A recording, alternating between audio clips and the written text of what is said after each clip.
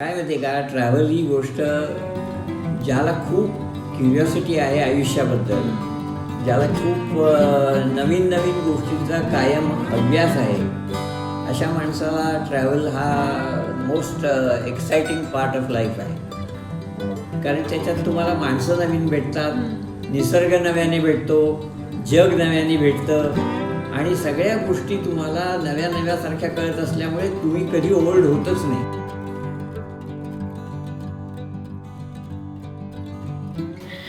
नमस्कार सगळ्या घर बसल्या भटक्यांसाठी भाटुपाण्याचे पॉडकास्ट सुरू केले मुक्काम पोस्ट ट्रॅव्हल. त्याच्या पुढच्या भागामध्ये तुमच्या सगळ्यांचं मी सावनी खूप खूप खूप स्वागत करते. आज आपल्याकडे एक नाही तर दोन गेस्ट आहेत जे एकमेकांचे ट्रॅव्हल बडीज आहेत. आणि ट्रॅव्हल बडीज म्हटल्यावर जनरली आपल्याला कॉलेज फ्रेंड्स, स्कूल फ्रेंड्स किंवा फार फार तर कलिग्स डोळ्यासमोर येतात.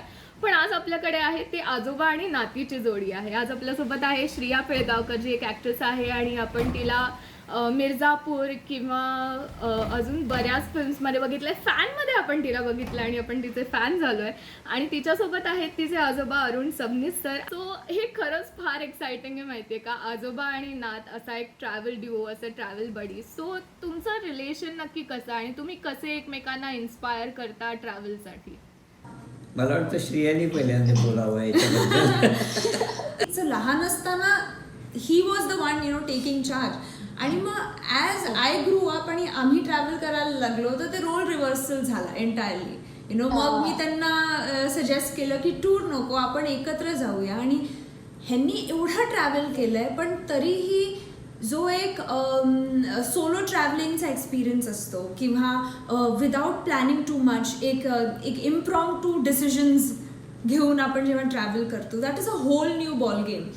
तर आय थिंक समवेअर त्याच्यात लीड मी घेतला. आणि आम्ही जेव्हा नेपल्स आणि पॉम्पेईला गेलो, तिथे गेलो तर ते सगळं बुकिंग मी त्यांना काहीच सांगितलं नव्हतं. असं मला मी करते आणि आपण बघूया, डोंट वरी की we won't have a tour guide, will figure it out. तो आय वॉज हॅपी की त्या पॉइंट ऑफ व्ह्यूनी मी त्यांना एक वेगळा एक्सपिरियन्स माझ्यामुळे त्यांनाही मिळाला. सो आमची अशी गिव्ह अँड टेक रिलेशनशिप आहे. छान. Amazing amazing. सो एरवी आपण असं करतो की एखादं प्रवास वर्णन किंवा अशा कशातलं तरी एखादं उतारा आपण वाचतो. पण मला असं कळलं तुम्ही दोघंही ट्रॅव्हल करताना जर्नल्स लिहायची तुम्हाला सवय आहे. सो एखाद्या दुसऱ्या लेखकाचं काहीतरी वाचनापेक्षा फर्स्ट हँड जर तुमच्याकडनं तुमच्या जर्नलमधलं काहीतरी आम्हाला वाचून दाखवलं तर खूप मजा येईल. हे जनरली जेव्हा मी कुठल्याही माउंटेन किंवा हिल्समध्ये असते तेव्हा ही माझी ती डायरी असते. Just knowing that nature is standing tall and strong outside makes me feel protected. It almost crushes my need for self-control. How much control do we really have? How much control do we really need? I ask myself a lot of questions as I see the epitome of beauty before me. I read something the other day in an essay by Pico Iyer. Travel is like love. It is in the end a heightened state of awareness in which we are mindful, receptive, undimmed by familiarity and ready to be transformed. That is why the best trips are like the best love affairs. They never really end. Amazing. उद्याला 8 वाजता Victoria फॉल्सला जायचं आहे. तिथून इतरही काही प्रेक्षणीय स्थळं पाहून मग हॉटेलवर सामान पिकअप करून पुढे जायचं आहे. काल रात्री जेवताना माकीसी डान्सर्स नावाचे तिथले लोकल डान्सर्सनी आम्ही जेवत असताना मधून नाच करत करत ते फिरत होते. स्टेजवरती नाचत होते. त्यांनी काही शांतपणे जेवू दिलं नाही. त्यांचा आवाजही किलेले किलेले या गाण्यासारखा अंगात आले रे अशा प्रकारचा ऐकू येत होता. म्हणून मी आमच्या बरोबरच्या खानविलकर आणि डॉक्टर देवधरबाईंना म्हटलंसुद्धा की रात्री तुम्ही दोघी तुमच्या खोलीत गेलात की एकमेकींना बेडभोवती आलटून पालटून अंगात आले ग असा डान्स करा.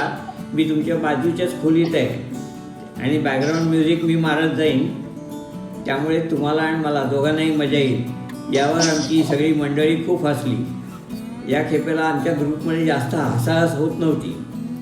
आणखीन एक आठवलं म्हणजे कालच्या नृत्यामध्ये एक अजब प्रकार म्हणजे 40 किलो वजनाचा एक रेल्वेच्या रोडासारखा तुकडा एका नर्तकाने नाचता नाचता खाली वाकत दातांनी जमिनीवरनं उचलून त्याच्यासह नृत्य केलं होतं. एवढा तो तुकडा पाहिल्यावर नंतर त्याने आम्हाला चॅलेंज केलं की तुमच्यापैकी कोणी हा हाताने उचलून दाखवा. दोघा तिघांनी दोन्ही हाताने उचलायचा प्रयत्न केला तरी जमला नाही. पण आमच्याबरोबर सातपुते म्हणून कोल्हापूरचे एक पैलवान होते, त्याने एका हाताने तो उचलला, त्यामुळे सगळ्यांनी टाळ्या वाजवल्या. तशाच 2 जपानीज टुरिस्ट होते, त्यांनी मात्र 2 हातांनी कसाबसा तो उचलला. जो उचलायला त्यांना 2 हात लागले तो दाताने उचलून नाचायला किती ताकद लागत असली पाहिजे आणि त्याच्यात त्या माणसात केवढी रेड्यासारखी ताकद होती ते आम्हाला त्यावेळेला कळलं. क्या बात आहे. किती डिटेल्ड आणि छोट्या छोट्या गोष्टी लिहिल्यात की नॉट जस्ट बघणं. डायरी. आणि मला फक्त मी त्यांना सांगितलं की त्यांचं अक्षर खूप लहान आहे. मला मराठी ऑफकोर्स वाचता येतं, पण मला लेजिबल तरी असलं पाहिजे ना. पुढे जाऊन आजोबा मला ठेवायचं आहे नीट. आता मला पुन्हा एक प्रिंट करून घ्यावं लागेल. तुम्ही 81 वर्षाचे आहात आणि if I am not wrong तुम्ही ऑलरेडी 90 देश तुमचे बघून झालेत आणि आता तुमचा पूर्ण 100 करायचा प्लॅन होता या वर्षात. तो होल्डवर आहे पण नेव्हर माइंड. तर ती सुरुवात आणि तुमचं एकंदर ट्रॅव्हलिंगचा इन्स्पिरेशन, तो किडा कुठून आला ट्रॅव्हलिंगचा तुमच्यामध्ये?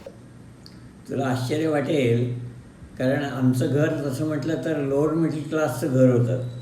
माझे वडील गव्हर्मेंट सर्व्हिसमध्ये होते, पण त्यांच्यावर पुष्कळ जबाबदाऱ्या होत्या. ते जेव्हा यंग होते तेव्हा त्यांच्याकडे 10 जणांचं कुटुंबाची जबाबदारी ते मोठे असल्यामुळे त्यांच्यावर होती. आणि एक दिवशी ते he was a terror. In fact माझे वडील खूप कडक होते, रागीट होते. इतके रागीट होते की वयाच्या 23व्या वर्षापर्यंत you will be surprise to know me कधीही वडिलांशी आपणहून एक शब्दही बोललो नव्हतो. फक्त ते प्रश्न विचारायचे आणि मी उत्तर द्यायचं. आणि त्यांच्याशी शिस्त होती की कधी कपाटाला हात लावायचा नाही त्यांच्या.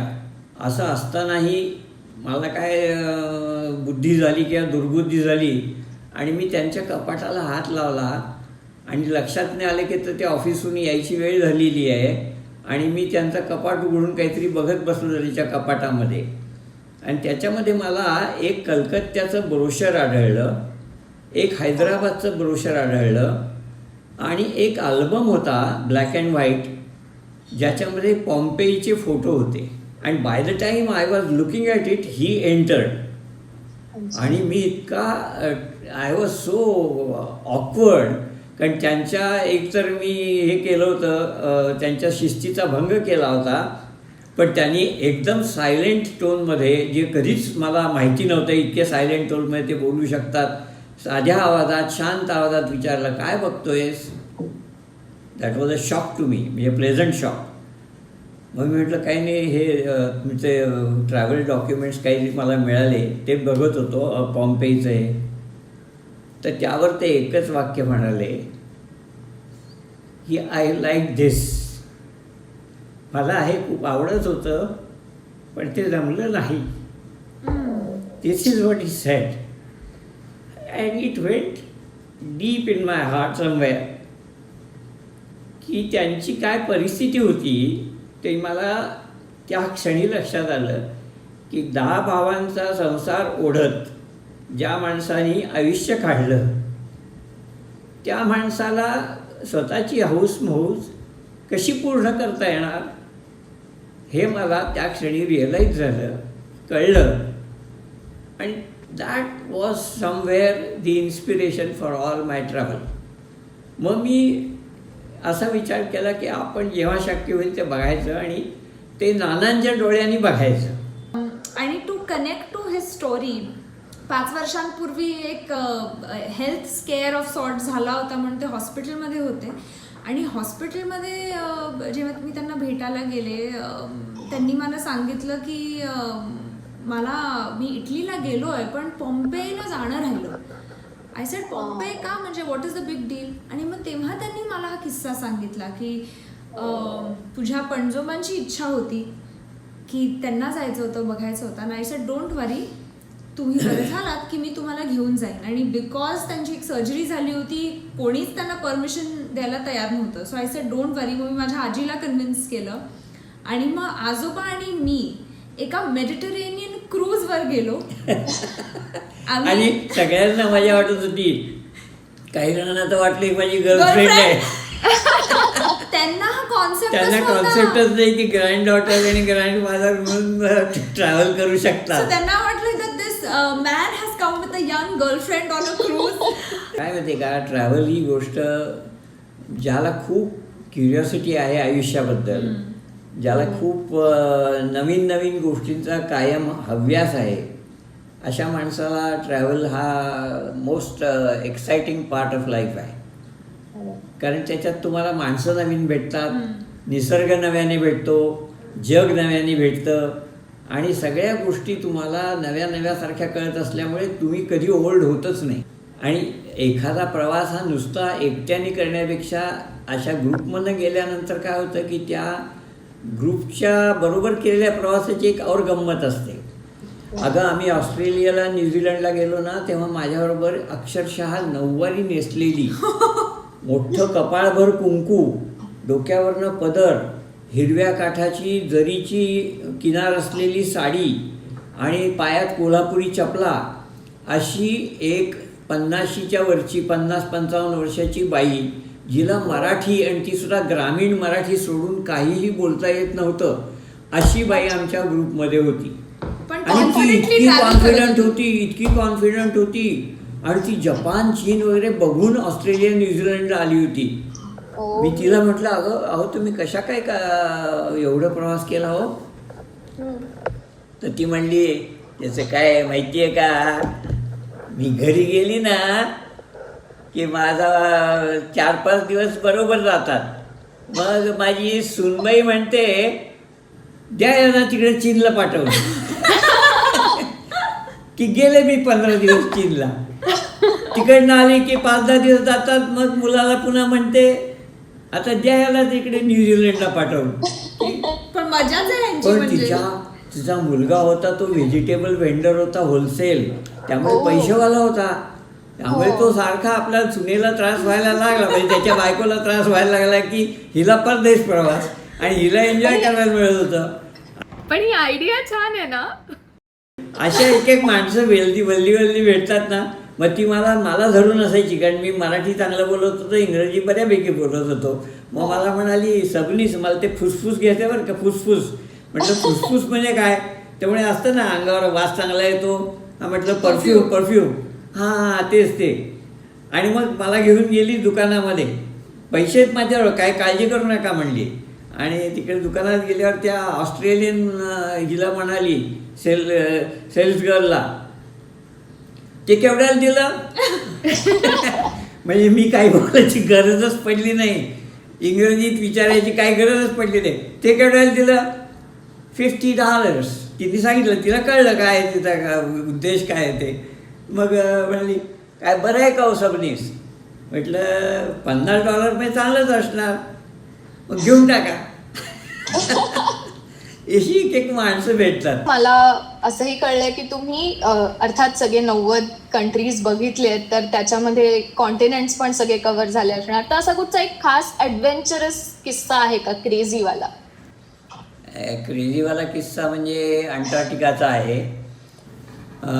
अंटार्क्टिकाचा सगळ्यात लाईफ अँड डेथचा एक्सपिरियन्स माझा जो होता ना, मला सगळ्यांनी सांगितलं होतं की जाणं आणि येणं ही सगळ्यात डिफिकल्ट गोष्ट आहे तिथे. मला सी सिकनेस नव्हता, पण एवढा लॉंग, म्हणजे साधारण 60 तास लागतात दक्षिण अमेरिकेच्या दक्षिण टोकापासून सुरुवात करून अंटार्क्टिकापर्यंत पोचायला. इट टेक्स 2.5 days, म्हणजे 60 hours आणि 60 hours ऑफ क्रूज. आणि ते जहाज जे असतं ते फार मोठं नसतं, 100 लोकांची कॅपॅसिटी असलेलं ते जहाज असतं. त्यामुळे ते लाटांवर खूप हेलकावे खातं. जोराचा स्टॉर्मी विंड, जो अंटार्क्टिकावरनं थंड वारे येतात, त्यामुळे शिप दर सेकंदाला असं वर जातं 40 डिग्री, आणि पुन्हा दुसऱ्या सेकंदाला इकडे होतं 40 डिग्री, तिसऱ्या सेकंदाला या बाजूला 40 डिग्री. सो आय काउंटेड, आणि एका मिनिटामध्ये 12 वेळेला, म्हणजे go up 40 degrees, turn this way 40 degrees, turn that way 40 degrees, again the next wave comes, again go up 40 degrees. This happened for 60 hours. And I 60 was तास? आणि 60 तास मी इतकं वाईट सी सिकनेस की I just couldn't get up from the bed to eat to drink or anything. आणि शेवटी मला नाईटमेअर्स व्हायला लागली की मी अंटार्क्टिकाच्या तळाशी गेलो आहे, बापरे.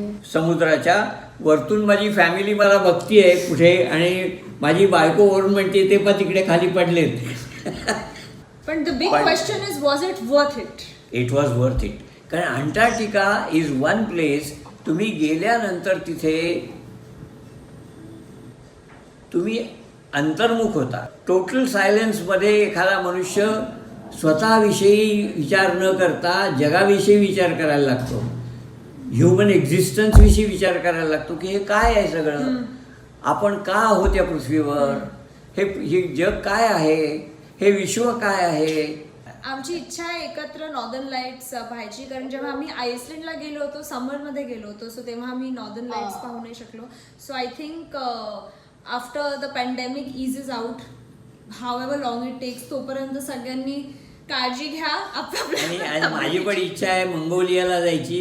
मला तिथल्या गेअर्समध्ये राहायचं आहे, तिथल्या वाळवंटात. आणि चंगीज खान ज्याचं सगळ्यात मोठं जगातलं एम्पायर होतं, त्या चंगीज खानचा पुतळा खूप उंच आहे, त्याच्या डोळ्यापर्यंत जाऊन आपल्याला बघता येतं आतनं पोटातनं, तर तो जाऊन बघायचा आहे मला. आणि आजी म्हणते काय पुतळे घरी बसा. आणि मी ह्यांच्यासाठी on one of his birthdays एक scratch map, world scratch map आणलाय. आणि त्यांचं प्रॅक्टिकली म्हणजे नॉट एव्हरीथिंग बट 80% सगळं स्क्रॅच्ड आहे.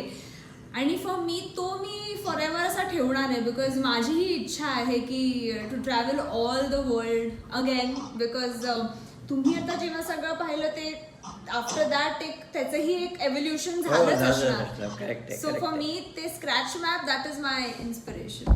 अमेझिंग. सो कधी एकदा हे पॅन्डेमिक संपतंय आणि कधी एकदा आपण पुन्हा आपलं सगळे प्रवास रिझ्यूम करू शकतो, एवढीच होप आहे. आणि तुमचे 100 देश लवकरात लवकर पूर्ण व्हावे त्याच्यासाठी आता मीच एक्सायटेड आहे. Thank you for your good wishes. Thank you. So thank you so much तुम्हा दोघांनाही आलात आणि अमेझिंग किस्से सांगितलेत. म्हणजे ह्याच्यापैकी काही तर मी आपण इमॅजिन सुद्धा करू शकलो नव्हतो, इतके सुंदर किस्से होते. सो खरंच थँक्यू सो मच तुम्हा दोघांचंही. आणि तुम्हालाही जर हा व्हिडिओ आवडला असेल तर लाईक करा, शेअर करा, भाटुपाला सबस्क्राईब करा आणि पॅन्डेमिक संपल्यावर खूप सारा प्रवास करा.